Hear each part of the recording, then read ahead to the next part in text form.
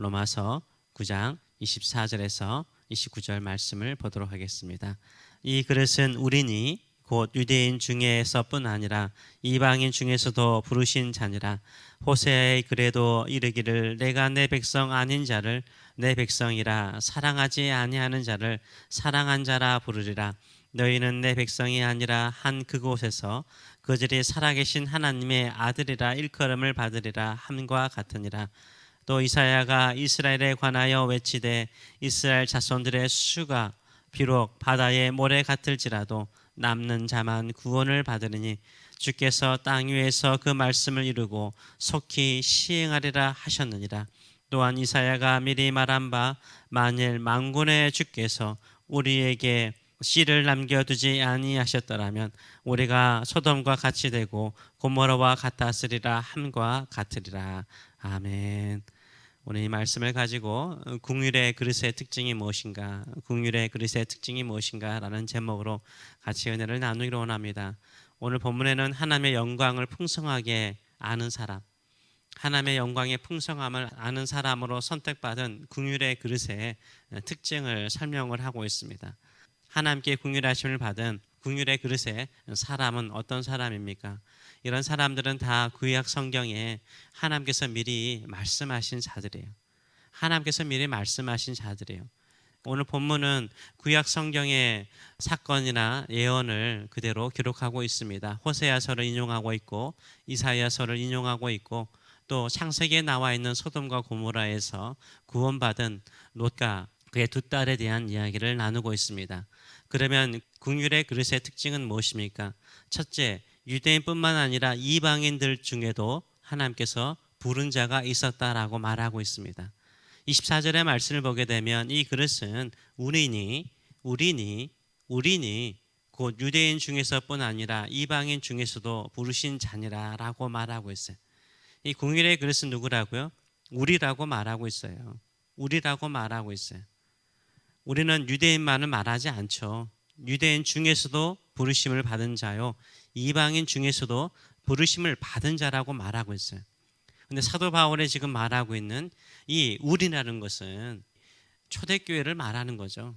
초대교회는 유대인들만 교회를 이룬 것도 아니요, 이방인만 교회를 이룬 것도 아니요, 지금 우리니 유대인 가운데 이방인 가운데 부르심을 받은 우리가 바로 긍휼의 그릇이라고 말씀을 하고 있습니다. 하나님께서 유대인 가운데 부르시는 것은 당연하게 느껴지지만 이방인 가운데 부르신 자가 있었다는 것은 구약에도 이미 말씀하신 것입니다. 하나님은 갑자기 일을 행하시는 분이 아니시죠. 하나님은 미리 말씀하시고 그 말씀을 시행하시는 하나님이십니다. 그래서 사람들이 반박을 할 수 없는 거예요. 하나님께서 갑자기 말씀하신 것이 아니기 때문인 것입니다. 하나님은 유대인뿐만 아니라 이방인들 중에도 구원받는 자가 있을 것이라 라고 미리 말씀하셨어요. 유대인들이 예수님을 거부하자 하나님께서 이방인 선교로 길을 돌리신 것이 아니라 이미 하나님께서는 유대인뿐만 아니라 이방인으로 구원을 받게 하고자 하는 하나님의 계획이 있었음을 분명하게 말하고 있습니다. 유대인이나 이방인이나 하나님께 부르심을 받은 것은요, 전적인 하나님의 은혜인 줄 믿습니다. 그래서 긍휼의 그릇인 거예요. 우리가 긍휼의 그릇인 거예요. 전적인 하나님의 은혜로 부르심을 받은 것을 늘 기억하시며 나를 구원하신 하나님께 경배와 찬양을 돌리시는 저와 여러분 되시길 축원합니다.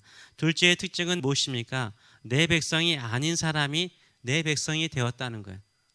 내 백성이 아닌 사람이 내 백성이 되었다는 거예요. 긍휼하심을 받지 못한 자가 긍휼하심을 받았다는 거죠. 이것도 은혜를 말하는 거죠. 호세아 선지자의 글을 인용하고 있습니다.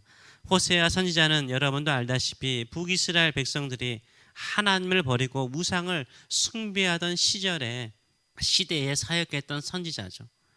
하나님께서 명령하자 음란한 아내 고멜을요 맞이하여서 결혼하죠. 그리고 세 자녀를 얻습니다.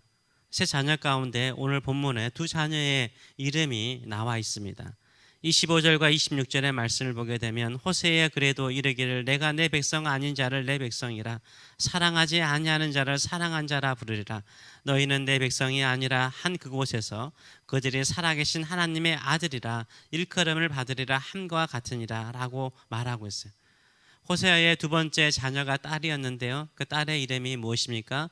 호세아서 1장 6절을 보게 되면 로루하마라는 이름을 짓습니다. 뜻이 뭐죠? 긍휼히 여김을 받지 못한 자. 긍휼히 여김을 받지 못한 자라는 뜻을 가지고 있어요. 세 번째 자녀를 낳는데요. 아들이었습니다.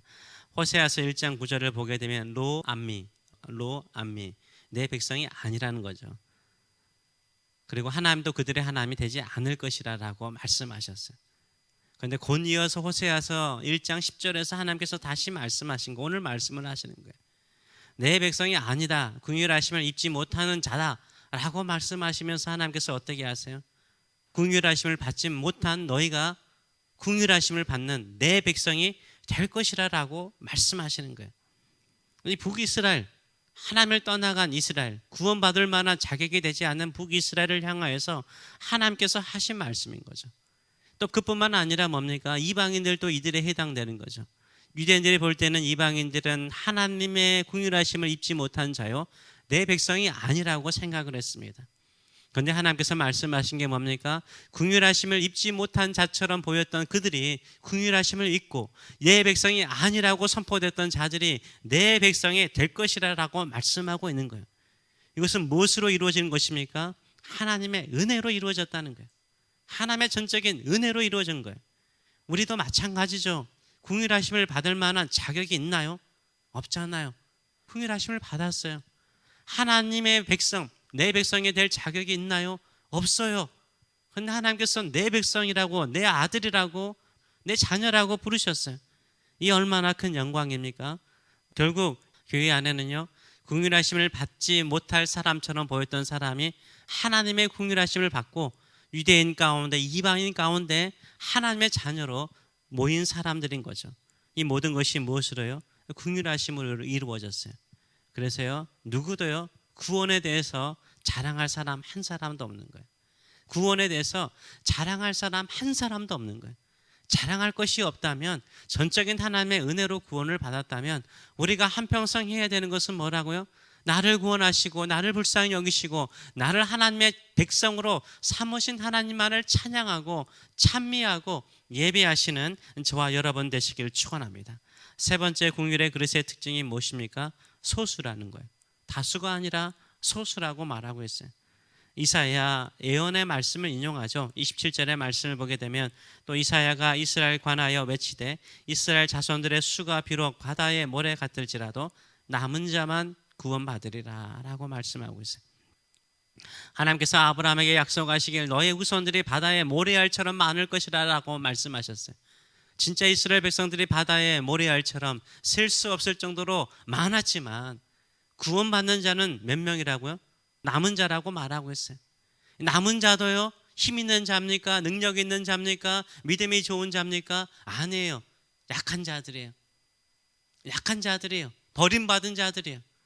근데 이 버림받은 자, 약한 자들이 구원받을 것이라 라고 말씀하세요. 뭘 말하죠? 은혜로 구원받은 거죠. 은혜로 구원받은 것을 분명하게 말하고 있습니다. 또 다른 예가 소돔과 고모라죠. 이 소돔과 고모라가 심판받을 때요, 수많은 사람들이 소돔과 고모라에 살았어요. 그 당시 아브라함 당시에 소돔과 고모라가 멸망당하기 전 당시에요, 이 소돔은 맨하탄처럼요, 이 뉴욕시처럼요, 수많은 사람들이, 다양한 사람들이요, 그 당시 가나안 땅에서 최고로 잘 사는 도시였어요. 이 소돔과 고모라가 멸망받을 때 구원받은 사람이 몇 명이었습니까? 3명이지 않았습니까? 롯과 두 딸 아니었습니까? 이들이 믿음으로 살았습니까? 아니잖아요. 은혜로 구원받았잖아요. 은혜로 구원받았잖아요. 그래서 긍휼의 그릇인 거예요. 성경에 긍휼의 그릇에 대해서 말씀하시길 그들에게 무슨 자격이 있어서 선택받고 부르심 받은 게 아니라는 거예요. 전적인 하나님의 은혜라는 거예요. 하나님의 은혜라는 거예요. 결국 하늘의 영광을 아는 것은 뭘까요? 내 안에 내 삶이 다 하나님의 은혜라는 것을 아는 거예요. 영광이란 게 뭘까요? 나 같은 죄인을 살리신 하나님의 그 은혜, 그게 영광이잖아요. 우리가 하나님의 영광을 보는 게 뭘까요? 내가 은혜로 말미암아 자격도 없는데, 버림받은 자인데, 약한 자인데, 나 같은 사람을 하나님께서 미리 선택하시고 긍휼히 여기시고 불쌍히 여기시고 부르셔서 내 백성이다, 너는 나에게 긍휼하심을 입은 자라고 말씀하시며 구원하신 그 영광, 그 영광을 깊이 아는 자가요, 하나님을 찬양하고 하나님을 찬미하며 그분만을 섬기게 되는 줄 믿습니다. 우리가 이 전적인 하나님의 은혜로 구원받은 긍휼의 그릇입니다. 우리 자랑하지 마세요. 나를 자랑하지 마세요. 자랑할 것 하나도 없습니다. 모든 것이 다 하나님의 은혜입니다. 모든 것이 다 하나님의 은총입니다. 그러기에 하나님께 영광을 돌리시는 저와 여러분 되시길 축원합니다. 하나님의 한없는 사랑을, 하나님의 한없는 은혜를 찬송하며 찬미하며 살아가시는 저와 여러분 되시길 축원합니다. 기도하겠습니다. 살아계신 하나님 아버지, 은혜를 감사드립니다. 은혜를 감사드립니다. 그 사랑을 감사드립니다. 긍휼을 입을 수 있는 자도 아니요, 사랑받을 만한 자도 아니요, 내 백성이라고 부를 만한 자도 안 되는데 주께서 이런 연약한 자들을 내 백성이라고 부르시고 나의 자녀라고 부르시고 그 수많은 사람들 가운데 우리를 불러주신 것을 진심으로 감사드립니다. 이렇게 구원받은, 은혜로 구원받은 이 몸, 은혜로 생명을 얻은 이 몸, 주만 경배하고 주만 찬미하고 주께 영광을 돌리는 저희들의 삶들이 될 수 있도록 은혜 도하여 주시옵소서. 성경은 하나님의 영광을 보는 자는 하나님의 은혜를 아는 자라고 말하고 있습니다. 누가 하나님의 영광을 보는 자입니까? 한없는 은혜, 끝없는 은혜, 다함이 없는 이 은혜를 늘 찬양하며 그 영광 속에 살아가는 저희들의 삶들이 될 수 있도록 축복하여 주시옵소서. 감사드리며 예수님의 이름으로 기도합나이다. 아멘.